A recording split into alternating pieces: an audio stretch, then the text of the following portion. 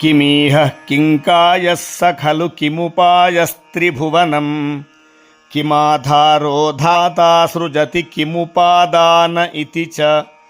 अतर्क्यैश्वर्ये त्वय्यनवसरदुःस्थो हतधियः कुतर्कोऽयं कांश्चिन्मुखरयति मोहाय जगतः अजन्मानो लोकाः किमवयवन्तोऽपि जगताम्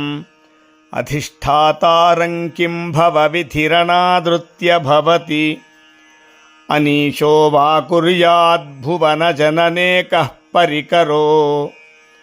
यतो मन्दास्त्वां प्रत्यमरवरसंशेरत इमे त्रयी साङ्ख्यं योगः पशुपतिमतं वैष्णवमिति प्रभिन्ने प्रस्थाने परमिदमदः पथ्यमिति च रुचीनां वैचित्र्याद्रुजुकुटिलनानापथजुषां नृणामेको गम्यस्त्वमसि पयसामर्णव इव महोक्षखट्वाङ्गं परशुरजिनं भस्मफणिनः कपालं चेति यत्तव वरदतन्त्रोपकरणम्